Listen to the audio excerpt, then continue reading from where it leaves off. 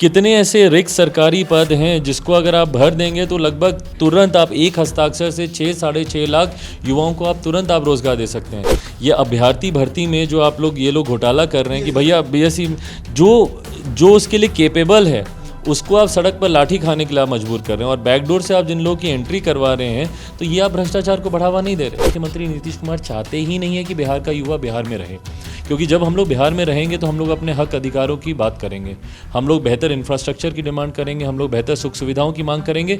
वो मुख्यमंत्री नीतीश कुमार देना नहीं चाहते। भाई जो व्यक्ति 16 साल में अपने सपने को पूरा नहीं कर पाया वो युवा बिहारियों के सपने को क्या पूरा करेगा? ये तो प्रश्न चिन्ह खड़ा होता ही है ना उनकी सोच पे। एक एक वोट जो आप मुख्यमंत्री नीतीश कुमार को देंगे वो आपकी आने वाली पीढ़ी को पलायन के लिए मजबूर करेगा। अगर अयोध्या में भगवान राम का भव्य मंदिर का निर्माण हो सकता है तो सीतामढ़ी में माता सीता का मंदिर क्यों नहीं बन सकता? कभी एम्बुलेंस में, कभी पुलिस के वाहनों में, कभी स्कूल के बस्तों में शराब पाई जाती है।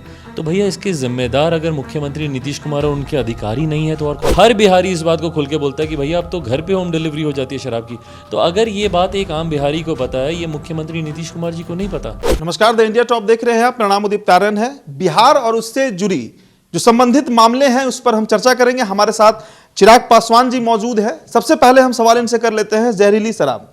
सर, एक नेता होने के अलावा एक बिहारी होने के नाते आपको क्या लगता है? 5 सालों से शराब बंद है, शराब मिल रहा है, तभी तो ये मौतें हो रही हैं। जिम्मेदार किसे मानते हैं, अधिकारी को, सचिव को, या फिर नीतीश कुमार को? भाई देखिए, मुख्यमंत्री नीतीश कुमार है और उन्हीं का बनाया हुआ ये कानून है जिसका हम सब ने समर्थन किया था। ये कानून 2016 में जब बना था तो उस वक्त हम लोग विपक्ष में थे, हम लोग एनडीए के साथ थे और मौजूदा मुख्यमंत्री नीतीश कुमार जी उस वक्त महागठबंधन का हिस्सा थे। विपक्ष में होने के बावजूद हम लोगों ने इस कानून का समर्थन किया था। क्योंकि शराबबंदी हमारे प्रदेश में होना ज़रूरी है, क्योंकि कई घरेलू हिंसा, महिला उत्पीड़न के कई ऐसे वाक्य सामने आए जिसका कारण सिर्फ और सिर्फ शराब होती थी। पर जब से ये इस कानून को बनाया गया है, ईमानदारी की बात है, धरातल पे इस कानून को नहीं उतारा जा सका। ये पूरी तरीके से विफल रहा है। आए दिन यही कारण है कि जहरीली शराब की वजह से होने वाली मौतें सामने आती हैं। आए दिन कभी एम्बुलेंस में, कभी पुलिस के वाहनों में, कभी स्कूल के बस्तों में शराब पाई जाती है। तो भैया इसके जिम्मेदार अगर मुख्यमंत्री नीतीश कुमार और उनके अधिकारी नहीं है तो और कौन है? मुझे हास्यास्पद लगता है जब मुख्यमंत्री नीतीश कुमार उन लोगों को दोषी ठहराते हैं जिन लोगों ने शराब पी।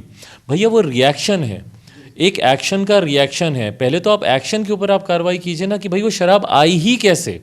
जब यहाँ पर शराबबंदी कानून है और जिसका हम लोग भी पुरजोर तरीके से समर्थन करते हैं और हम लोग चाहते हैं कि पूरी तरीके से इसको मजबूती से धरातल पर इस कानून को उतारा जाए, पर अगर वो शराब आएगी ही नहीं तो कोई पिएगा कैसे? तो आप उन अधिकारियों के ऊपर क्यों नहीं कार्रवाई करते, उन प्रशासन के तंत्रों के ऊपर क्यों नहीं कार्रवाई करते कि जिनके रहते हुए उनके इलाकों में शराब खुलेआम बिक रही है? और आज की तारीख में ये ओपन सीक्रेट है, आप किसी भी आम बिहारी से जाके पूछ लीजिए, हर कोई ये बोलेगा कि सिर्फ शराब मिल नहीं रही है, अब तो होम डिलीवरी हो रही है शराब की। हर बिहारी इस बात को खुल के बोलता है कि भैया अब तो घर पे होम डिलीवरी हो जाती है शराब की। तो अगर ये बात एक आम बिहारी को पता है, ये मुख्यमंत्री नीतीश कुमार जी को नहीं पता, तो अब या तो मुख्यमंत्री नीतीश कुमार जी का संरक्षण प्राप्त है ऐसे गिरोहों को जो कि जहरीली शराब का धंधा कर रहे हैं, या उन तस्करों को जो कि शराब की कालाबाजारी कर रहे हैं, और उनकी नाक के नीचे अगर ये सब हो रहा है तो इसके डायरेक्ट और सिर्फ जिम्मेदार मुख्यमंत्री नीतीश कुमार हैं। इन जानों का ये जो मौतें हुई हैं इसके जिम्मेदार मुख्यमंत्री नीतीश कुमार हैं। कल आप जा रहे हैं उन परिवारों से मिलने, गोपालगंज, बेतिया, जिनके मुजफ्फरपुर, जिनके परिवार में मौतें हो गई। जी बिल्कुल, कल उनके परिवार वालों से मैं मिलने जा रहा हूँ। देखिए, हम लोग जाकर सिर्फ अपनी तरफ से संवेदना प्रकट कर सकते हैं, उन मृतक परिवारों के साथ हम लोग इस दुख की घड़ी में खड़े हो सकते हैं। पर सोचिए, जिनके यहाँ छठ का त्यौहार मनना था, उनके यहाँ खुशियाँ आज मननी थी, उनके घर पे आज मातम बिखरा हुआ है, कौन जिम्मेदार? और भाई ये वो खबरें हैं जो मीडिया की सुर्खियाँ बन जाती हैं, जहाँ पर कुछ ऐसी इतनी बड़ी घटना घट जाती है, 10, 12, 15, 20 लोग का निधन हो जाता है, तो वो एक बड़ी खबर बन जाती है, मीडिया में आ जाती है। पर उन खबरों का क्या जो कि आए दिन बिहार के किसी न किसी गांव में इक्का दुक्का ऐसी मौतें रोज़ हो रही हैं, निरंतरता में हो रही हैं, और वहाँ का प्रशासन तंत्र, शासन तंत्र पूरी तरीके से खामोश है। अपनी आंख के नीचे इस तरीके की घटना को होते हुए देख के भी वो लोग कोई कार्रवाई नहीं करते। तो सबसे बड़े जिम्मेदार, सबसे बड़े दोषी तो यही लोग हैं। एक और अहम सवाल है सर, 2020 का विधानसभा चुनाव हुआ था, 75 सीटें राजद को मिली, बेरोजगारी का मामला उठाया गया था, फिर चुनाव खत्म हुआ, 19 लाख रोजगार का वादा किया गया था मौजूदा सरकार के द्वारा, 16 साल से सरकार है नीतीश कुमार की, सबसे बड़ा जो मुद्दा है जिस पर लगातार इंडिया टॉप बात भी करता है वो रोजगार से संबंधित है। अभी कुछ ही देर पहले तेजस्वी यादव का एक ट्वीट आया है रोजगार से संबंधित। कोई युवा नेता बिहार के युवाओं के साथ खड़ा क्यों नहीं होता है कि इतनी बड़ी आबादी है, रोजगार कैसे मिलेगा, पलायन नहीं होगा तो क्या होगा? भाई इसमें पिछले 16 साल में, और ये देखिए ये जिम्मेदारी अब सबको लेनी होगी, ये तय करना होगा। मैंने हर बार इस बात को कहा है, बल्कि मेरे Bihar first Bihari first vision document में ही मैंने इस बात को लिखा है कि एक एक वोट जो आप मुख्यमंत्री नीतीश कुमार को देंगे वो आपकी आने वाली पीढ़ी को पलायन के लिए मजबूर करेगा। और ये आप मान के चलिए, जब तक इस प्रदेश के मुख्यमंत्री नीतीश कुमार हैं, प्रदेश में रोजगार, भाई जो मुख्यमंत्री खुद अपने हाथ खड़े कर दे, पिछले चुनाव में उन्होंने यही कहा था ना कि भैया वाटर लॉक्ड है, बिहार में रोजगार नहीं आ सकता। तो जो मुख्यमंत्री रोजगार के लिए खुद अपने हाथ खड़े कर दे, आप मुझे बताइए उदित, आखिरी बार मुख्यमंत्री नीतीश कुमार ने बिहार में रोजगार उत्पन्न हो उसके लिए क्या प्रयास किए? हर राज्य के मुख्यमंत्री अपने यहाँ इन्वेस्टर्स समिट करते हैं। वाइब्रेंट गुजरात के नाम से गुजरात में होता है, मध्य प्रदेश में होता है। आखिरी बार कब हमारे मुख्यमंत्री ने इन्वेस्टर समिट किया हो, किसी को नहीं याद। उसमें जब तक आप निवेशकों को बुलाएंगे नहीं, यहाँ पर उनको सिंगल विंडो क्लियरेंसेज नहीं देंगे, जब तक आप उनको सुविधाएं नहीं देंगे कि भैया आप आइए हमारे प्रदेश में, आप आके निवेश कीजिए, बदले में हम आपको ये हम लोग रियायतें हम लोग आपको देंगे, ये मुख्यमंत्री नीतीश कुमार ने कभी नहीं किया। क्यों? क्योंकि मुख्यमंत्री नीतीश कुमार चाहते ही नहीं है कि बिहार का युवा बिहार में रहे। क्योंकि जब हम लोग बिहार में रहेंगे तो हम लोग अपने हक अधिकारों की बात करेंगे, हम लोग बेहतर इंफ्रास्ट्रक्चर की डिमांड करेंगे, हम लोग बेहतर सुख सुविधाओं की मांग करेंगे। वो मुख्यमंत्री नीतीश कुमार देना नहीं चाहते, क्योंकि जब बिहार का युवा पढ़ लिख जाएगा, जागरूक हो जाएगा, तो वो इनको मुख्यमंत्री कभी नहीं रहने देगा।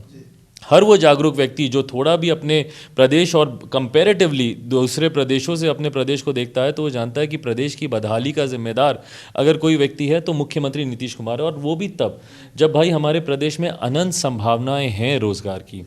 एक तो ये आईटी सेक्टर तो एक तरफ है कि भाई आप इन्वेस्टर्स को बुलाइए, आप उनसे निवेश करवाइए। आईटी सेक्टर, एमएनसीज क्यों नहीं आके निवेश करेंगे भाई? आप अगर उनको सुविधाएं देंगे वो निवेश करेंगे। टूरिज़्म एक इतना बड़ा सेक्टर है, अनएक्सप्लोर्ड सेक्टर है हमारे प्रदेश का। अगर अयोध्या में भगवान राम का भव्य मंदिर का निर्माण हो सकता है तो सीतामढ़ी में माता सीता का मंदिर क्यों नहीं बन सकता? मैंने बिहार फर्स्ट बिहारी फर्स्ट में मैंने सुझाव दिया था कि भैया आप एक 6 लेन का आप कॉरिडोर बनाइए कि हर वो व्यक्ति जो भगवान राम के दर्शन करने अयोध्या जाए वो माता सीता का आशीर्वाद लेने सीतामढ़ी आए। उससे टूरिज़्म को देखिए कितना लाभ मिलेगा। लोग आएंगे यहाँ पर, आपके छोटी छोटी दुकानें वहाँ पे खुलने लगेंगी, व्यवसाय बढ़ने लगेगा, टूरिस्ट यहाँ पे आने लगेंगे देश प्रदेश से।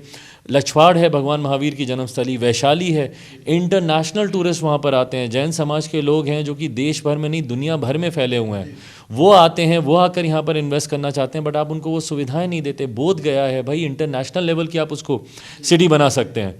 दुनिया भर से श्रद्धालु और बड़े परिवार से लोग आस्था रखने वाले, बुद्धिस्ट समाज में आस्था रखने वाले लोग वहाँ पर आते हैं। आप बोध गया को आप इतना खूबसूरत बना सकते हैं। तो अनंत संभावनाएं हैं हमारे प्रदेश में टूरिज़्म को बढ़ावा देने की। कृषि प्रधान प्रदेश है हमारा, यहाँ पर अगर आप फूड से जुड़ी हुई अगर आप इंडस्ट्रीज़ लगवाएं, फूड से जुड़े हुए मखाना है फॉर एग्जांपल, आप उसको विदेशों में वो जाता है, वही मखाना जो यहाँ पर लिटरली कौड़ियों के भाव बिकता है, वही हज़ारों की तादाद में उसकी वैल्यू हो जाती है जब वो विदेशों में जाता है। तो उसके प्रोसेसिंग के लिए आप यहाँ पे आप यूनिट लगा सकते हैं।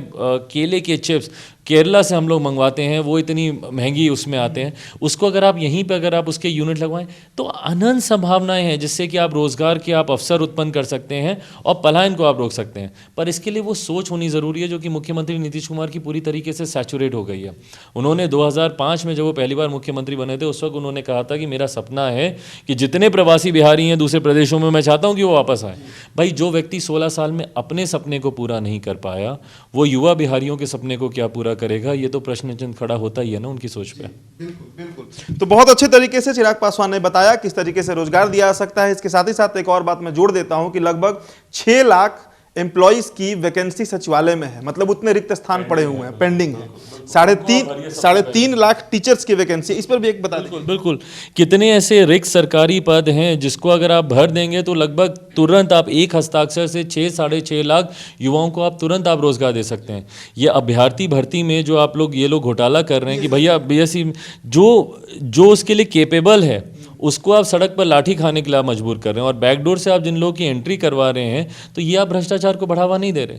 तो इन तमाम विषयों पर जिस तरीके से मुख्यमंत्री आंख कान मूंद कर बैठे हुए हैं, ये अपने में दर्शाता है कि वो बिहार के युवा को बढ़ता हुआ खुद ही नहीं देखना चाहते। चलिए, तो चिराग पासवान ने स्पष्ट कर दिया कि बिहार में रोजगार समस्या है और सबसे बड़ी समस्या है। कैसा लगा आपको ये इंटरव्यू हमें जरूर बताइएगा। द इंडिया टॉप को सब्सक्राइब भी जरूर कर लीजिएगा। बहुत बहुत शुक्रिया।